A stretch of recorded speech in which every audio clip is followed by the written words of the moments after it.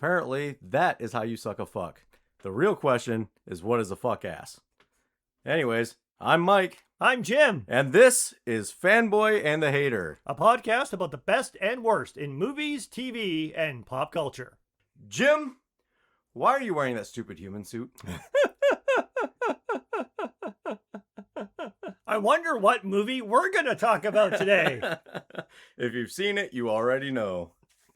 So, Donnie Darko is one of those movies, cult classic movies, didn't do well in the theaters. Nobody really heard about it until it came out on DVD, and it is one of the best movies ever. Or you hate it. There is no real in between. What do you think about it, Jim? I think there actually could be an in-between. This is one of those movies that it was made in 2001, and like I said, it didn't do terribly well in movie theaters because of an unfortunate airplane-related thing that happened in 2001. Probably had a little bit of an impact on why it wasn't too well received or didn't spend too much time in theaters. But I did not see it, nor did I even remember hearing much about the movie until many years later. But even then, and I always heard it's like, oh, it's like a cult classic, sort of surrealist movie. You really should check it out. It's thought-provoking. But I didn't see it for the first time until a couple of years ago. I just came across it on a streaming service and was like, oh yeah, I've never seen this. And I watched it. I was like, huh. Then I immediately picked up my phone and Googled a bunch of stuff on the internet. And most of the stuff I found on the internet both helped me and hurt me to understand the movie because people had lots of opinions about it. And then I just forgot about it for a while. And then I watched it again for the second time ever last night in preparation for this podcast. I like the movie. I'm not sure if I completely understand what it's supposed to mean. But That's kind of the point. Which is kind of the point. But yeah, I enjoyed it. Was it something that have you seen it multiple times? You've seen it twice ever, and yes. I'm sure there's been multiple days where I've seen it twice in a day. And kind of to your point, like first time you watch it, there's no way you understand it. And kind of the more you watch it, it kind of goes in waves. At first you watch it and you don't understand it. And then you watch it a few more times, you're like, oh, I think I get it. Then you watch some more and realize, oh, you don't get that at all. And then it keeps kind of going back and forth. I currently think I understand it for the most part, as well as you can. Yeah, I mean, I think I understand it. I understood it better. Like I said, I just watched it last night for the second time. I think I understood it better the second time. But it had been a few years since I had seen it the first time. So yeah, I think I understand it. And I know there's a lot of different ways to interpret the movie. And I know that the writer-director of the movie, Richard Kelly, had said that he wanted it to be ambiguous to the point of let the audience kind of reach their own conclusions to a certain point. Mm-hmm. So it's not, if you have a different way of looking at the movie than we're about to talk about it, it's not surprising because again, it is a movie that is open to interpretation. And I think it's one of those weird movies that it kind of works on multiple levels. Like if you choose to interpret it one way or the other, I don't think it makes the movie worse. I think it can be appreciated on multiple different levels. Yeah, and I think one of the main things you appreciate is the art of it. It is a very artistic movie in a way of the way that it's developed, the way it's laid out, the way it's acted. There was a lot of time put into this. I haven't really dug into writer, director, history, anything like that. I just watched the movie. So I don't really know, but this has to be kind of like Fifth Element, where he thought about it for years and years and years before ever even attempting to do anything. Has to have. I don't know for sure. Maybe you know if you've. I know a little bit of more of the background in the movie about how difficult it was to make and some of the challenges there. And it was one of the first, if not the first movie that the writer-director had ever made. And he had to be reined in a little bit in terms of some of the creative ideas that he had in terms of filming the movie that he had in his mind. Mm-hmm. But it still turned out to be an interesting project. And even a lot of people who were involved in it that I've listened to podcasts talk about. I think I think Jake Gyllenhaal was one of the ones that says like he can't really explain it, but he thinks he understands it. I mean, he was in it. Right. So a lot of my rewatching of it, and it kind of comes from a time where like I just didn't have TV. All I had was the DVDs that I had, which is why I have a DVD collection that I do. Mm-hmm. And it was a very common thing for me. Like I would love to watch Donnie Darko and then Bubble Boy, or vice versa, because those two movies were my introduction to Jake Gyllenhaal, and to watch them back to back and to see like such drastically different, I'm like, all right, that's an actor.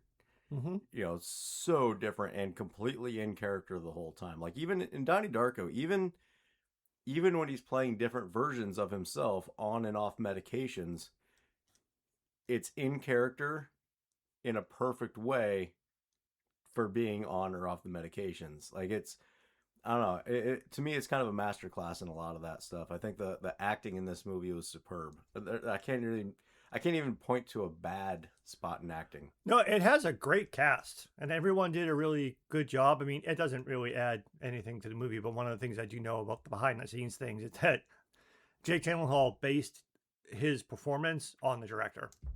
So the writer-director, Richard Kelly, has a very neurotic type of personality, and after they were done filming, he told the director, "Is like, yeah, I based my character on you." So then is this an actual like story that happened? I mean, but I mean, based it on him as like in terms of his mannerisms and the way he like. Well, that's what I'm saying. Yeah. Maybe that's why he wrote it the way he is. Like, instead of making that decision at the end to change the past, maybe he just kept going and made the movie. Yeah, and the only other thing I want to say about the cast is just, I mean, it's a huge cast. Like, there's a lot of relatively big names. Yeah. I mean, Patrick Swayze, Drew Barrymore, Noah Wiley, who maybe people would recognize him more now, maybe not then, because he's a little bit more popular now. I haven't done ER, and now he's on The Pit and stuff like that. But yeah, Patrick Swayze and Drew Barrymore were pretty big names. Not that those were the only ones. And before there were big names, Seth Rogen, Jenna Malone, like yes. And there's just a lot of people too, like even I got it up here, Mary McDonnell. Oh yes, like that's a name. Like in a lot of them, like you look at them, like, oh, that's that person that I don't know their name, but I've seen them in a bunch of stuff. Like it is a good cast. Oh, and also in Maggie Gyllenhaal. Yeah, Maggie Gyllenhaal. Yeah, brother. Yeah, and that one sister. Sorry, the epiphany to find out that a brother and sister were playing a brother and sister. I'm like, well, that's funny. Which is also another one of those behind the things. Like Maggie was like, "Did you not cast me in this? I do not want to play opposite my brother." Yeah, and they did anyway.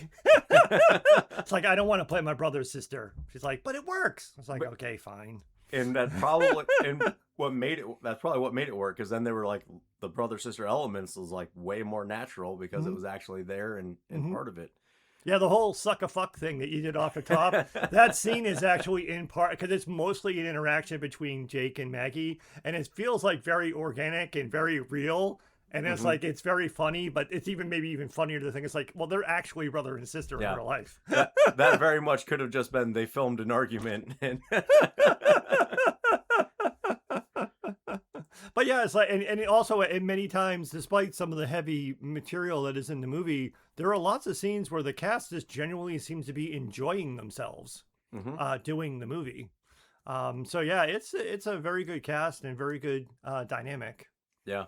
So how did you want to go through this? Like the first time, kind of to your earlier point, the first time I watched it, I'm not really sure if I really grasped like everything I saw and how to like piece everything together. When I watched it last night for the second time, it made a lot more sense to me. I still have questions, but it seemed like there's like an easy path for a more straightforward understanding of the movie that was a bit more apparent to me on the second watching. That the first time through was like, I was also, again, in fairness, the first time through, I didn't watch it for the podcast. I just watched it to watch it. So I didn't know we were going to do it. So last night I was paying more attention because we were going to record on this. But now I kind of feel like I have a slightly better grasp on one of the possible interpretations of the movie. So I'll kind of get to part of my interpretation probably more towards the end. Okay. But but that part of it, like I understand the basic idea of it. I think I understand what happened. But there was like one or two little things that I'm like, oh, I'm not really sure. Like I couldn't explain what that was. That watching it in preparation for this versus just watching it Mhm. for enjoyment, there were a couple more things that clicked, and I'm like, oh, that could be what happened. Again, it's open ended. Yeah, there's a lot of fan theories, and a lot of people have lots of different perspectives on the movie. I think the writer director at one point said something like the first 90% of the movie is completely open to interpretation, Yeah. but the last 10% of the movie is not. But what he means by that is also open to interpretation. I think largely what he means is like that Donnie dies at the end. I think is really what he means is like how you want to take that and how you got there. So you Mhm. can interpret the journey to the film's conclusion in lots of different ways. But I think we turn aside and say, yeah, Donnie's dead at the end. Yeah. Um, But I'm sorry, go ahead. I was gonna say I think there's a couple different reasons people like the movie. I think just the mind fuck of it. Oh yeah, it's definitely a surreal mindfuck. But one of the main things I think people really like about this movie is the music. Oh yeah, fantastic soundtrack. Absolutely, you can't help but just like sing along throughout the whole thing, like because everybody knows the songs, even if, whether you know it or not, you know the songs. And it's also one of those things too. Again, not that we do behind the scenes stuff on this podcast, but just because I happen to know this, it was one of those movies where they just put a bunch of songs in before even thinking about getting the rights to the songs. And they're like, Mm. oh, we'll probably lose a lot of these songs in post. And then when they went to negotiate the song rights, people were like, yeah, put my song on it. Yeah. And Mhm. they actually went to the artists as a group and said, we want the rights to use all of these songs, yay or nay to all of you. And they were all like, yeah, cool. So they Awesome. got all of the songs that they wanted, which kind of shows because it has a fantastic soundtrack, and I don't want to jump ahead because we'll talk about it at the end. But the closing moments of the movie are so perfectly paired with the song that plays at that time, Mad World. Yep. We'll get Which to it, is a cover. which is a cover, All around me are familiar faces. which is I actually funny. The writer director was in a band who used to cover that song. Oh, nice. And that's the cover that they used in the movie. And the original band was like, you know what? We like your cover better than the original song. So again, useless background information. The music is awesome. Yeah. Yeah. I mean, it really pulls you through the whole movie too. Like even the spots that would be maybe you might lose interest, Mm-hmm. the music pulls you in and keeps you engaged in it, and it's fantastic. So besides the music, besides the mind fuck, what do you think about the movie as a whole? It's again the second time through, it seemed a bit more understandable if you kind of like pick a lane or a channel if you prefer to flow through to understand the movie, especially if you're like paying attention to it. It gets a little bit more mindfucky when you start to unravel things going from the back to the front of the movie. But like one of the ways that you can interpret the movie, which is again probably the least creative way, I'm not really sure, but as mental illness. Because right Mhm. off from the very beginning of the movie, which again, this made more sense to me the second time through, it is very clearly established at the beginning that Donnie is in therapy and he is off of the medication that he's supposed to be on. So, right up front, there's a mental illness type of component, which is only one of the many ways that you can interpret the movie. And it's probably the most straightforward way to look at the movie. Now I kind of want to hit on this Okay. because I thought about that because again, kind of behind the scenes of us, we talked about this a little bit, and you talked about some of the stuff that you read on it, and one of the things was, oh, it was all in his head. Mm-hmm.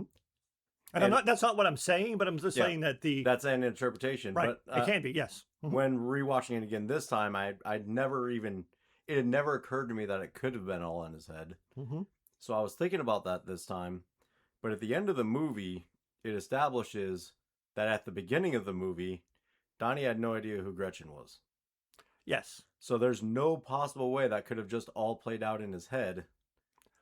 Oh, that doesn't necessarily contradict what I was saying, but yes, that's true. At the beginning, the very beginning of the movie, he doesn't know who Gretchen is. Yeah. But before things start to, I was going to say shift, but before you even get a chance to start to interpret the movie, quite literally, I mean, the movie literally opens with him having sleepwalked to a place and then riding a bike back to his house. But at the breakfast table the next morning, the first time you hear the character interacting with his family, the discussion is about like one of his sisters rats him out for being off of his medication, and they talk about you need to go see your therapist today, and you're pulled into that whole idea that regardless of what impact it has on the story, he is in therapy and on medication. Yeah. Whether or not that explains it's all in his head or not is open to interpretation, but it is an element of the story from the jump. So what I like about that is kind of makes you like think back, because he is kind of being portrayed as like the guy that will end up on the street corner yelling the end is near. And it kind of makes you think like, well, what if those people aren't wrong? What if there is something that we just don't understand that they do understand? Right, because there's two interesting moments. Again, I'm kind of taking this as one way of looking at the movie, just to talk about it, and we can talk about other ways.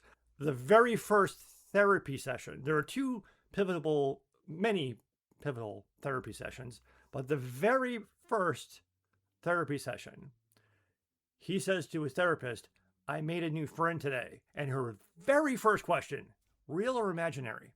Mm-hmm. So it establishes right away that here's a guy who's in therapy, who the possibility that he has imaginary friends and stuff that is happening is only in his head is offered up as, I'm not saying that this is the explanation in the movie, it's offered up as, here's one way. And like I said, it may be the least creative way to interpret the movie. Here's one way to look at it. And then slightly later in the movie, there's another pivotal session where his parents go to see the therapist without him. And the therapist tells his parents, I think Donnie is a paranoid schizophrenic. Again, which means, like you said, could be the guy on the corner talking about, the end is near type of thing. So it lays that groundwork that if you wanted to say, oh, this was just an allegory of mental illness and all or most of this was happening in his head, the movie is helping you with some servings of that, maybe in a way to, if it's too much of a mind fuck for you and you just want to have a foothold to say, here's one way you can interpret the movie, you could choose door A, which is the mental illness door. Which I would argue is also not a terribly bad way to look at the movie. Like I said, I don't think it makes the movie better or worse. I think it's interesting that the movie can be looked at in multiple ways. And looking at it as, was it all in his head and was it a byproduct of mental illness, is kind of interesting. Yeah. Is there, of all of the different interpretations that you have read about, which one do you gravitate towards? I'm a science fiction guy, so I like kind of like the sci-fi aspects of it, which again doesn't necessarily preclude, because it could be a person with mental illness who is also in a science fiction scenario. Yeah. But I like the science fiction element, but it gets a little timey-wimey mindfuckery when you start to think about, well, when you try to like say, well, if this happened because of that, and then why didn't this other, it starts to get a little bit more mindfuckery when you think about it that. But I think I like the science fiction elements a bit more, because again, the problem with completely staying in the lane of mental illness, it makes it difficult to explain some of the other things that happen in the movie, because we see things not only from Donnie's perspective, but also from the perspective of other characters. And also we as an audience see things. So it would be difficult to completely explain the entire movie as mental illness. Like, you could argue, if you wanted to take that to the extreme, you could argue that at the end of the movie, when he's lying in bed, smiling and laughing before the engine, spoiler alert, the airplane engine falls on him and kills him, that he just woke up from a dream and that the entire movie was just him, his mental illness addled brain had a weird dream. I don't think it's a very satisfying way of looking at the movie, but if you wanted to, you could think of all that all happened in his head. But, and that's where why I said at the front that that's not really possible, because he didn't know who Gretchen was, because the movie shows after he's already been crushed, then Gretchen shows up and is a real person and doesn't know who any of them are or anything. That's what I mean. I said if the movie ended with Donnie being right crushed by the airplane engine, then you could say, oh, that's the entire story. Yep. But it doesn't. That's why I said we do see not only the perspective of other characters, but there is this intentionally ambiguous true ending of the movie that after his death, the other characters seem to be aware that something has changed. And whether or not they are or not, there is an interaction between the other characters in the movie after Donnie's death at the end. Yeah, there's a glitch in the Matrix. There's a glitch in the Matrix. Yeah. So, like, the only way that you could go all in on the all in his head thing would be if the movie just ended when the engine dropped on his bed and he died. Which is why I don't think you can say that's the complete explanation for the movie. But it would be the least mind-fucked way of looking at the movie, I guess. Do you want to try to get into what your interpretation of it was? I mean, I think it largely does come down to Gretchen is the linchpin in the whole thing. Yep. That if he doesn't change things, that Gretchen will die. I mean, that seems to be essentially the relatively unambiguous ending. Although, again, there were also negative consequences of him undoing, or whether did he undo it? Talking to that too. But the most significant change is that Gretchen doesn't die. Yeah. He also doesn't meet her, but that I would say is the movie shows it to us as, whether it was in his head or not, that's what motivated him to do something.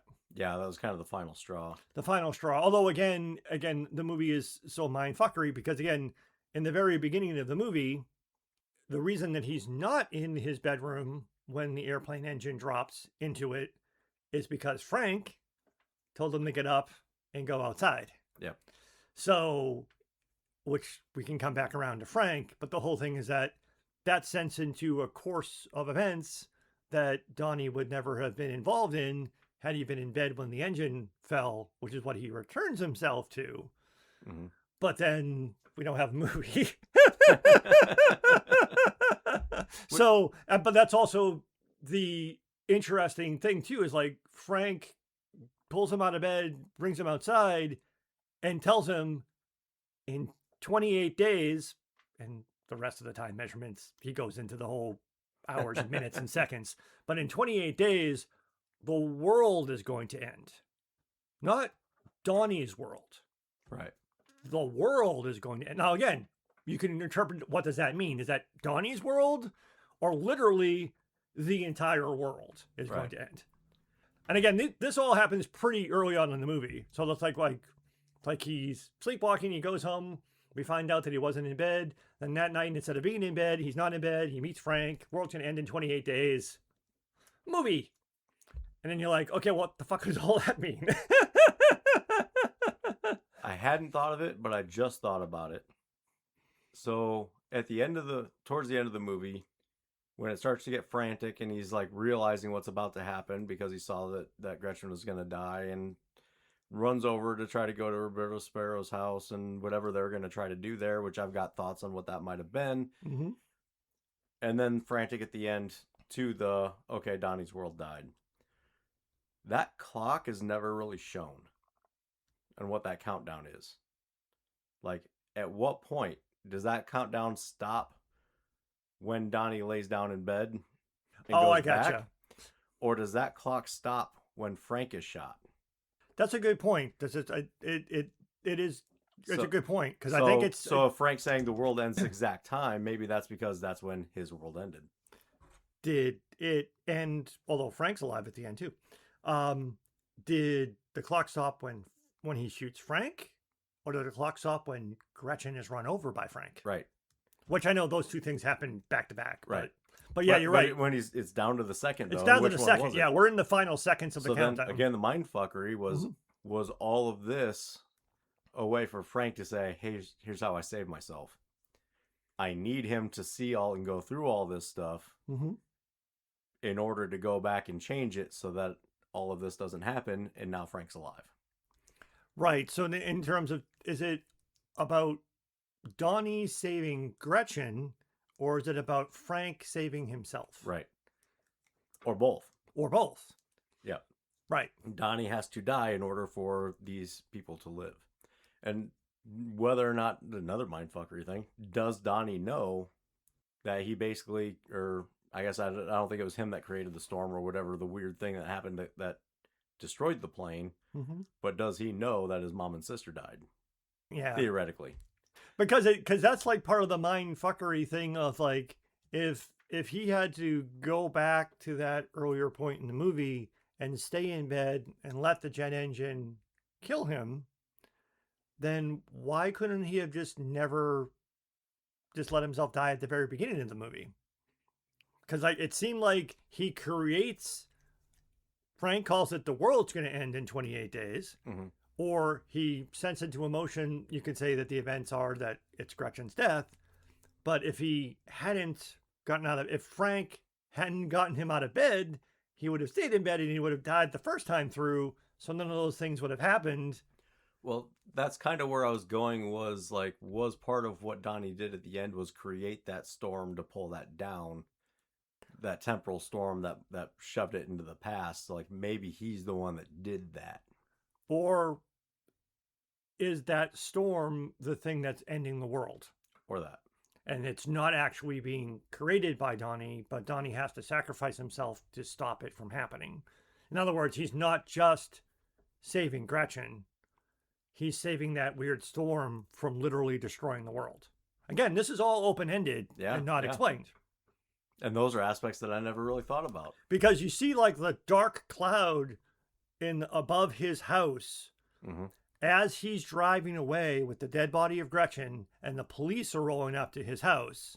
The storm cloud is building above his bedroom, above his house, while he's going to set into motion the events that will trigger a reset. So is that dark cloud that's ascending, is that they're literally about to destroy the entire world?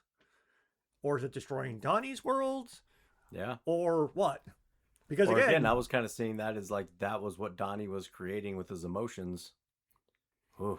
That as far as from Donnie's perspective, that if he couldn't undo Gretchen's death, then he was going to destroy the world. That again, could be too. Yeah. It's open to interpretation. There are no. That's fantastic. Yeah, but to say this is why, like I was saying earlier, is like I don't think this movie is diminished by choosing to look at it through different lenses. Yeah. That's why I was saying earlier, maybe least creative is not the best way to say it, but like if you wanted to try to, if you don't really like mind fuckery movies too much and you just wanted to kind of take a more of a straight path, you could just say it was mental illness and it was all in his head. And that's just an easier way to not have to engage with. It doesn't completely cover everything, like we said, but it's probably the easiest way if you're not the type of person who likes to think about the mind fuckery type stuff. That's probably the easiest road to take, but it doesn't cover everything, like we said earlier. Yeah. So one question that I have in looking at it, so we keep coming back to like, okay, what is the mental illness? You know, and again, the psychiatrist says a couple things that could be, maybe, could be. And kind of what I said earlier about like, you know, hey, maybe this is actually showing that people that are labeled as having mental illness, maybe they don't. Maybe those people actually are hearing legitimate things. They're not just hearing it in their head. It's just there. So in this case in particular, what Donnie is trying to seek help for and everything, he doesn't want to take his medications because it makes him feel weird or whatever it is. Is it because he's hearing and seeing things? Is he hearing and seeing things like, you know, I see dead people. I hear dead people. I see these weird things that are like the astral projections and the timelines that end up coming in later where he sees the weird tube things that come out of people and everything like that. Mm-hmm.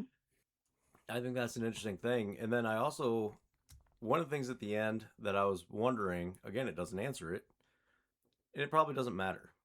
When they're running over to Roberto Sparrow's house and he's trying to find a way to save Gretchen, was he going to talk to her Well, it's kind to of try to figure out the time travel thing to find a solution? Or was he going to steal the jewels in order to get her out of town, like run away with her?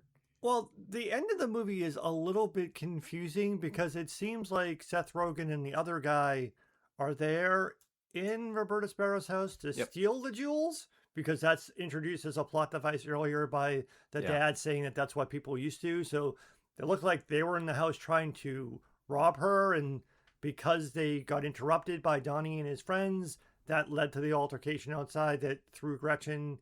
That then when Frank comes driving down the road, Grandma Death, Roberta Sparrow's character, she's wandering around the street. They swerve to not hit her, and they run Gretchen over instead. But you're asking, it's like, did Donnie know that that was going to happen, or because that happened, then he decided he had to do something? Like, I don't think they went over. He had like he felt that he needed to get answers about the book, the philosophy of time travel, that he could only get from Roberta. He had to go over there and see her. But obviously, by bringing Gretchen over there, that led to the events of Gretchen's death. But I'm not sure if he went over there because he was trying to save Gretchen because she wasn't dead yet. So, how I had always seen it Okay. was, so at the party, he sees that her path coming out in front of her chest. Mhm. He drops down to his knees and looks into it. And you kind of see like weird things, but you don't really see much. Oh, so you think And he I'm thinking he sees- was seeing her future and seeing her death, and that's why he panicked and was trying to rush to try to do something about it. So he might not necessarily seen how she dies, but saw that her future ended soon. Oh, So okay. so That that is- kind of leads to the question of, like, he knew, like you said, he knew he needed to talk to Roberto Sparrow to figure things out. So maybe that was his panic, like, I need to go talk to her right now. But then why would he go through tying it back? He gets there to go to her house and he's trying to figure out how to get in to talk to her, and he sees the cellar door. Oh wait. They were talking about cellar door earlier. Maybe to him he's like, "Oh, maybe that's what I'm supposed to do, is go through the cellar door." Cuz that is a beautiful word. He goes through the cellar door and then, plays out the way that it is. Mhm. So, is that a lot of setup to force him into the situation?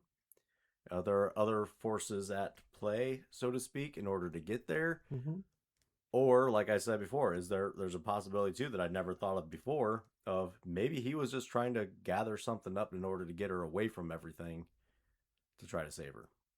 Right, because like a more straightforward and less creative way of writing the movie would have been to have Frank tell him in 28 days Gretchen is going to die. And he'd be like, "Who's Gretchen?" Right. And then he meets her. It's like, "Oh, wait. Oh, I have to stop her from dying." But he doesn't get that. It's like the world's going to end. So like if he knew, oh, in 28 days, and maybe an even less creative version of the movie, Gretchen was already his girlfriend, and Frank appears to him and says, in 28 days, Gretchen is going to die. And then he's desperately trying to stop that from happening. It's like, "You're going to die today. We have to go figure out a way for you to not die today." But again, that would be a less creative way to write the story. So it's more open-ended. But yeah, it is not quite clear because there's a lot of things too that happen even before that. Because like, again, you can go down the mind fuckery well. If Frank didn't make Donnie flood the high school, then Donnie would not have met Gretchen the way that he did. Mm-hmm. Because that was the reason that school got canceled that day. She's getting harassed by Seth Rogen and the other guy, and she asked Donnie to walk her home, and then they have a conversation and then decide let's go together. That whole conversation and interaction. "Oh, you're weird." Oh, I mean that in a good way. That whole interaction never would have happened, and they may not have even started dating at all. Right. So Frank set that in motion. Yeah. So like, which is why going back to one of your earlier points, if the movie is really about Frank making sure that Donnie saves Frank's life, Frank needs to throw Gretchen into Donnie's world so that Donnie will try to save Gretchen to save Frank. Exactly. And this is where like it starts to like pile on top of each other. Like you said, the cellar door reference that you made earlier is like, was Drew Barrymore's character also somehow involved in it? No, I mean, she wasn't a figment of his imagination. She was a teacher at the school, but like, was that interaction in planting that seed of cellar door Right. so he would know where to go was important? Plus, I mean, her and the science teacher were both kind of guiding him in well, those yeah, ways. the science teacher played by Noah Wiley, who has he's the one who gives Donnie the book, Yep. The Philosophy of Time Travel, and tells Donnie who Grandma Death, aka Grandma Death, Roberta Sparrow is, and sets Donnie down the whole path of exploring the possibility of time travel without giving too much information away. So again, were they in on it as part of the? So like I said, there's a lot of things that sort of blend together that make it difficult to say, oh, it's just this. Mm-hmm. Because if it's that, then what about this other thing? So plus the whole thing too, when Gretchen falls asleep in the movie theater and Donnie goes to burn down Patrick Swayze's house while Gretchen is asleep, the joke that you made earlier, while you're wearing that stupid human suit, he imagines Frank sitting in the theater with them, and he's like, why are you wearing that stupid bunny costume? And he takes off the bunny head, and we see Frank with a wound to his eye, having a conversation with Donnie, foreshadowing how Frank dies at the end.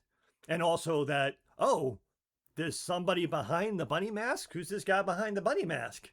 Right. Yeah, so it's like, and then, so that also is like, which again, him burning down the house in a way made sure that his mom was on the plane with his little sister.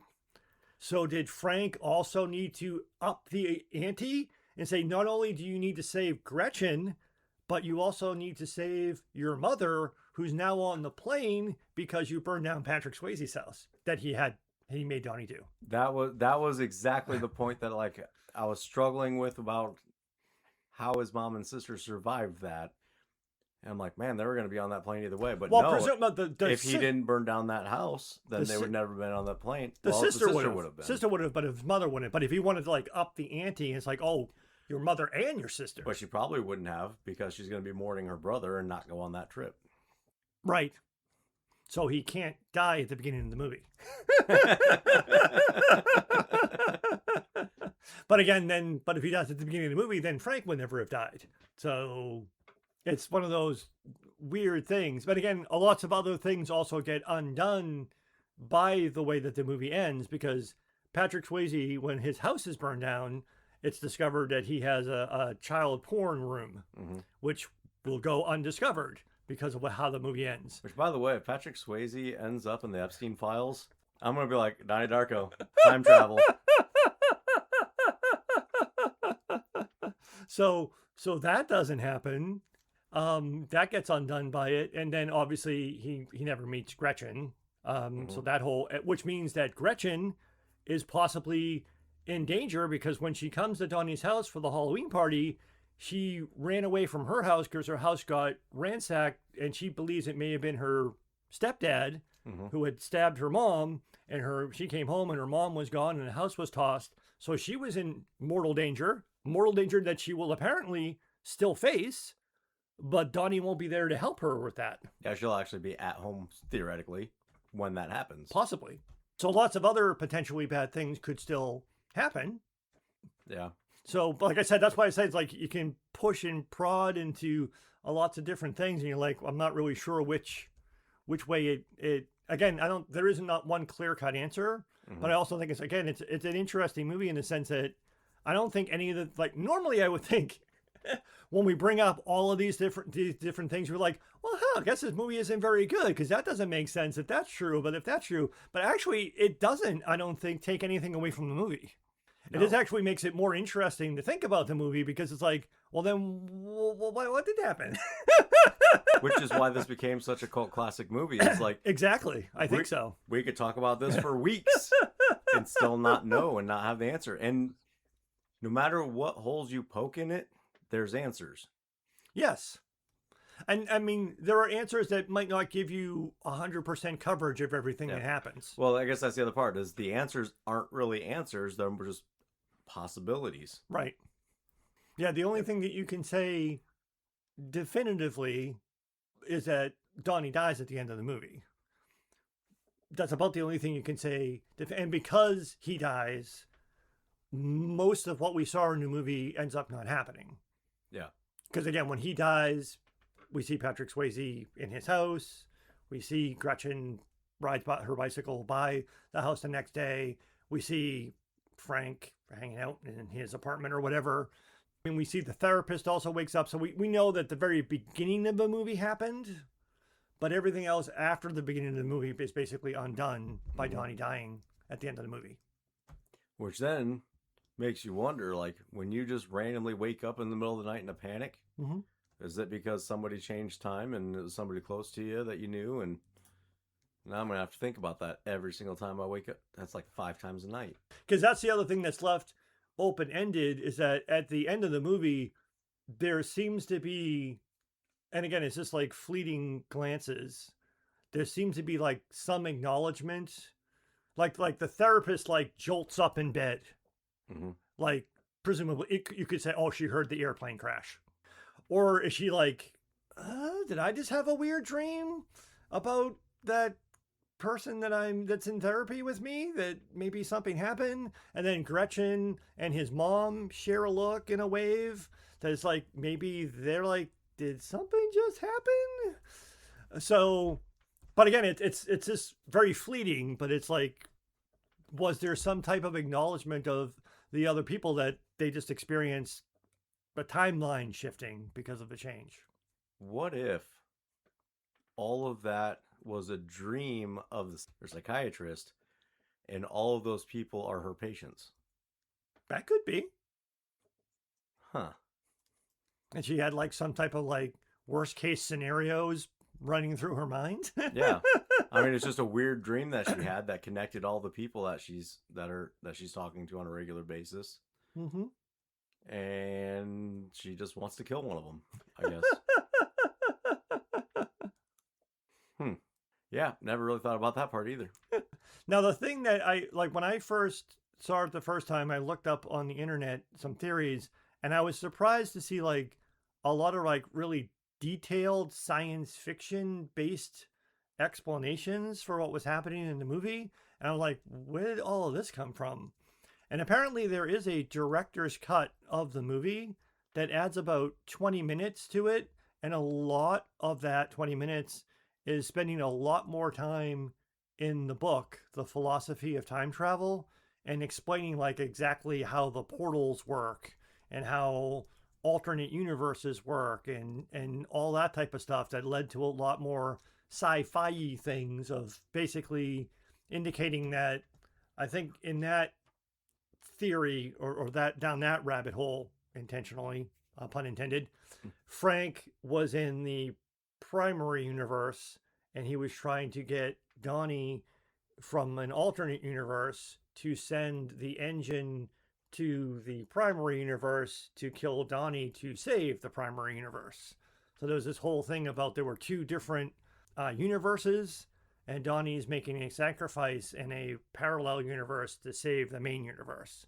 And that people like Frank and the teachers and the therapists and Gretchen are like all leading Donnie down a path so that he takes the course of action that sends the airplane engine to the primary universe to stop the literal end of the world. Again, it's very timey-wimey science fiction-y, and apparently there's a lot of detail if you look up those type of theories online, but presumably where that all came from is that in the director's cut, a lot of text from the book, because we don't see much of the book, The Philosophy of Time Travel, in the regular movie, but a lot more of the book is read or shown to you that explains a lot more science fiction concepts as an alternate way of interpreting the events of the movie. But that's director's cut, not the theatrical release. I'm trying to wrap my brain around how that would be possible, because then you also still have a dead Frank from an alternate universe talking to an alive Donnie Darko in the other universe. In the theory, it includes, I forget the exact terminology. There's something, dead people and live people exist in both things. So there are terms, and again, it comes from the director's cut. So there are people who are dead in one universe but are alive in the other, and there are people who are manipulated, like Gretchen is used as a form of insurance to make sure that Donnie takes the necessary actions to save Frank's universe. And then there are other so I don't know all the terminology, and I don't want to look it up online, but there were things that talk about the dead and alive people. I don't remember the terms, but there is an acknowledgement of dead and alive people in each universe having a role to play. I just don't remember the terminology that they used. I mean, I was already kind of thinking, like, in Frank's case in particular, like being everywhere, every when, all at once you're dead, in order to communicate. And he can communicate with Donnie because of the illness, the mental illness, that he's able to see and hear things that most people can't. That's kind of where I was seeing some of that, and like how I explain it in my head. But then if you add the other dimension of it, of like, okay, then how is he going across dimensions? Unless there's, I mean, obviously there's portals across dimensions, but how is he going through? Yeah, there's part of that. But then who's pulling the strings of the teachers and the Gretchen? The whole intent, the whole way that some people online have said, and I'm not sure if this came directly from the director or not, but in part the director's cut can be used if you want a more science fiction explanation. Like if you don't like the ambiguity of a theatrical movie and you want a more sci-fi explanation, apparently the director's cut gives it to you. And I'm not providing you with all that information because I don't know them. I didn't watch the director's cut. I'm not saying that it's a better version of the movie. It's just like an alternate there were a lot of people who were, I think, trying to be more sci-fi about it. And apparently the director's cut is more amenable to that interpretation, and then that was actually happened. And that actually goes back to what we had said before. It then becomes more about not Donnie saving Gretchen, but Donnie saving Frank, but more broadly, Donnie saving Frank's universe. Mm-hmm. But again, that's not the theatrical release. And even without the director's cut, you could, like, because we already said it earlier, that's one way of interpreting even what was in the theatrical release. Yeah, to me, and maybe it's the way that you're explaining it that I'm doing a bad job, because like I said, I didn't see the director's cut. I just remember reading like these really detailed science fiction, this universe, that universe, this terminology for this person doing this thing, set up this thing over here, really detailed. And I'm like, where the heck does this come from?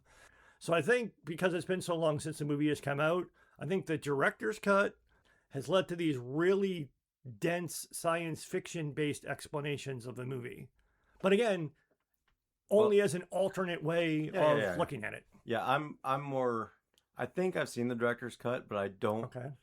I didn't take the time to sit there and dig through all of it. Mm-hmm.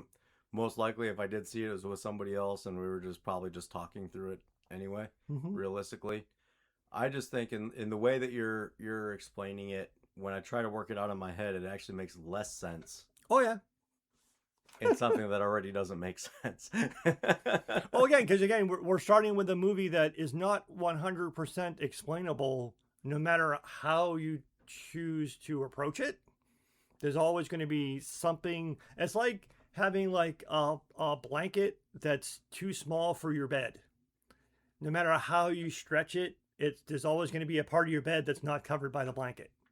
That's basically kind of how this movie is. You can throw a bunch of different theories on it, but there's never going to be one that's going to cover the entire bed, because it's not going to be able to cover every single possible plot. Here's the variation.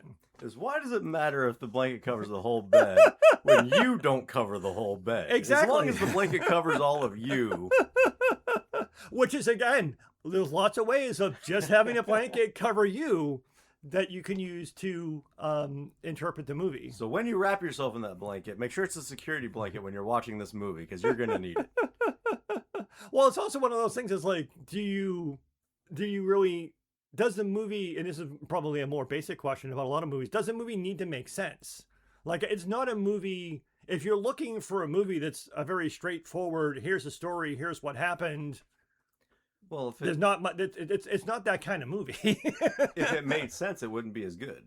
Right, I get it. If, like I said, if it was less creative and more straightforward, it would be kind of a boring story. Like I said, you could adjust the size of that blanket and make it all about mental illness, which wouldn't be terrible because it could tell an important story about the difficult way that people interpret the world when they're suffering from mental illness. It could still be an interesting story, but it doesn't exactly, it's maybe not as satisfying. The other sort of angle, another way of looking at this too, is this just a teenager trying to make sense of the world story of how confusing the world is when you're a teenager and the way that you see the world when you're a teenager versus when you're an adult could be another way of interpreting the movie in terms of a lot of the things that are happening are in his mind, not maybe not necessarily as a result of mental illness, but just as, you know, someone just struggling to make sense of the world around them. But Yeah, that's fair. but I think again, there's no blanket big enough to cover the bed. 1 foot sticking out every time. Mm-hmm. I will say though, one thing in rewatching it now with kind of different lens and looking at it for the podcast instead of just enjoying it, it does hit a little bit different 20 years later. There are some things in it that you kind of like watching it as an adult. You're like, well, that's just kind of like, why would anybody do that? Or who would, I don't know how to explain it. I just know it just hit different. It looked different. I will say it's more thought provoking. In my 20s, it was nonsensical. Oh, I can see that. And in my 40s, it makes a lot more sense. Probably because I know more about the things that it's hitting on. So like the mental illness sides of things, the ideas of time travel, the idea of alternate dimension, stuff like that. I didn't know much about any of that in my 20s. So it was just absolute mindfuckery the whole time. Now, having dove down so many stupid rabbit holes, pun intended, a lot more of that makes sense, which changes the enjoyment of the movie from absolute mindfuckery to what could this mean mindfuckery. And I'm going to continue to watch this movie. I almost want to like schedule it and be like, at least once a year, I want to watch this movie again, and maybe even have a diary where I just write down my interpretations every time and see how it changes. Yeah, it's interesting. I mean, the movie is set in 1988, which works for me because basically I was essentially the age of the character that's in the movie. Because in 1988, I would have been a junior in high school. He's in a Catholic school. I'm assuming he's close to 18. So he's roughly the same age as I was at that time when the movie was set. The movie was made in 2001, but it was set in 1988. So that was kind of an interesting sort of nostalgic thing. It was also very nostalgic too in terms of like looking at it today with the more advanced views on mental illness that we have today as opposed to 25 years ago when this movie was made. It's different. It strikes us. Maybe that's why like the mental illness channel seems more palpable or something that you could appreciate as a possible explanation now because we understood it more back then than we do now than we did back then. And even less so in the time frame that the movie was set. But also like the ideas of like the weird like teenage cliques and Patrick Swayze's weird, I mean, he's revealed to have a child porn room, but his weird like little self-help thing and having people come to your high school and talk to you about stuff. I remember dumb shit like that. They had like assemblies like that. I hated that. Yeah, so there were things like that and just how stupid shit like that teenagers had to deal with. And so, I mean, there's some elements of that in there too, but again, I think it still falls back more on the other elements. It still also interesting. I mean, he has a relatively comfortable suburban lifestyle. Yeah. So he's not like from a bad. His family seems pretty cool.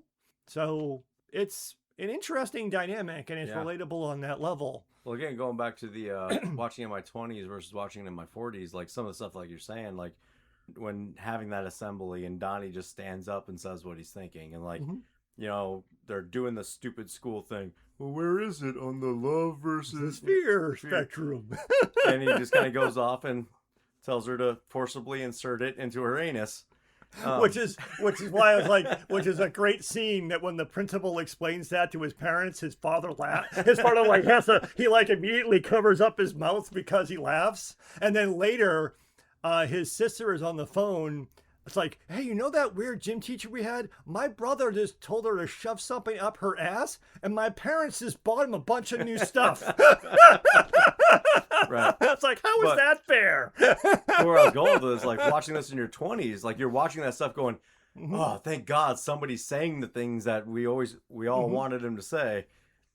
And now watching it in my 40s, it's like, okay. Yeah, so he's an unruly child that can't keep it together. or the entire funny Smurf scene is really like, again, there are outside of all of the mind fuckery stuff, there's also a lot of just really like funny scenes and interesting scenes. Yeah, the Smurf scene, that was more when I watched that, like that's like, hey, somebody else that does that. So, and again, there is a kind of a cool relationship typey thing with him and Gretchen, and so I mean there are a lot of elements going on in the movie outside of all of the weird stuff that's floating around him and Frank and the portals and all the philosophy of time travel stuff and all that type of stuff. So it's an interesting movie on those levels as well. But yeah, it does really come down to a lot of times you basically have to work backwards from the end. Like, again, the only thing you can say definitively, but the end is the beginning. Which is true, but again, in terms of like how you want to try to interpret the movie, you have to walk backwards. Like the movie ends with Donnie dying, so it's like, what does that mean? And like, and even the director has said like if in the scene, like right before Donnie dies, he is smiling and he is laughing, he's happy. It's like, what does that mean? It's like, is he happy because he saved Gretchen's life by undoing what happened to her? Is he laughing because he just woke up and it was all just a dream and it was this, wow, I just had a really fucking weird dream? And the director's like, I'm not telling you how to interpret it. The only thing I'm telling you is, yeah, he died. So I always actually saw it as like a nervous laughing of like, all right, I'm about to die. And it's kind of a coping laugh more than anything, of like him just trying to come to terms with what he's about to do. Well, this is where I had alluded to earlier. The music in this movie is fantastic. This was one of like the best moments for me because Mad World starts playing. And at that moment, just before the engine crashes down through his bedroom roof and kills him, he's in bed smiling and laughing. And I can't sing, but the words are, I find it kind of funny. I find it kind of sad. The dreams in which I'm dying are the best I've ever had. And then he dies. But I mean, that the timing of that, sorry about that, podcast listeners. At that precise moment that lyric is finished, you know, the dreams in which I'm dying are the best I've ever had. Boom. He is killed by the engine. So I'm not saying that means it was all a dream and he was waking up, but the fact that song and that lyric to that song plays at that precise moment is fantastic. It's like they thought it out. All right, well, I think I've said everything that I could think of to say right now. My brain's kind of fried now. I would agree. But yeah, it is I've only seen it twice, and I would gladly see it again. I would be kind of interested to see the director's cut, to see whether or not that appeals more to my science or gives me another angle from a science fiction perspective. But like you had said earlier, it's definitely a movie that is worth revisiting from time to time. Yeah. It is a really good, if you're into surrealist sort of mindfuckery, it's not going to give you a clear-cut answer type of movies. It's a really good movie for that. I do know as a behind the scenes thing, they didn't film this, but one version of the end of the movie, which is kind of like why, because like in the movie you kind of see it's like, why does he go home and get the car and put Gretchen in the car and then go drive?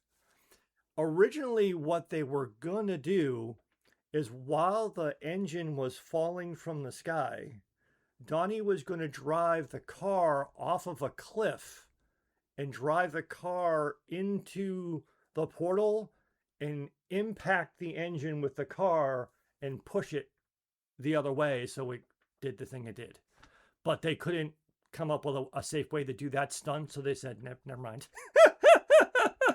Because otherwise it seems kind of a little weird. It's like, why is he putting her dead body in the car and then he goes and drives? Like, why? Yeah, I always had that wonder too. Like, what? But that was because that's what they were going to do. But they either couldn't get the stunt to work, or they just thought it would either be too silly or maybe too specific. So then, do you have an interpretation of that? In terms of why he did that or how it happened? No, because I think it kind of quickly goes from the next thing you see. Yeah, he's just sitting in the car with her, and then it just kind of goes to the next scene, right? Yeah, because he's like watching the engine is falling, and then like the big black storm is happening, and then it just cuts to him lying in bed. Yeah. So it almost seems like there was, again, I know from the behind the scenes story that there was going to be an in between thing, because that's why he was on that cliff watching it. They were really going to like Thelma and Louise it. But either they couldn't get the stunt to work, or they just, for whatever reason, didn't think it was going to work. Yeah, that'd be hard to make sense. Yeah, how to possibly do that. But they don't, it doesn't really, it is sort of, you just kind of see him like looking at it, and then you see the engine like go through like the portal, and then Donnie's back in bed. And I always kind of saw it as more like he just wanted to watch the end of the world with her. That could be the other way to interpret it, which again might be the other way, again, going back to, it's better if it's left ambiguous. Making it too straightforward in terms of that might have been silly. So I don't know, who knows? I'm not saying it's perfect, but it's like the way it is works. That's, and again, the ambiguity, I think is why it is such a cult classic. Right. Because there isn't a way of, because so many people can get together and talk about it. And I would even say it's interesting. I wouldn't even say people argue about different interpretations of the movie. I think people engage and are interested in listening to different perspectives about the movie. Mm-hmm. So it's almost more fun to not know and to just talk about it. And maybe it's this or maybe it's that. Yeah. Yeah. Anything else? I think I'm going to go Google how to suck a fuck. Let me know when the FBI shows up. Thanks for listening to The Fanboy and the Hater. Check out our archives to listen to some of our past episodes, and stay tuned every Thursday for a brand new episode.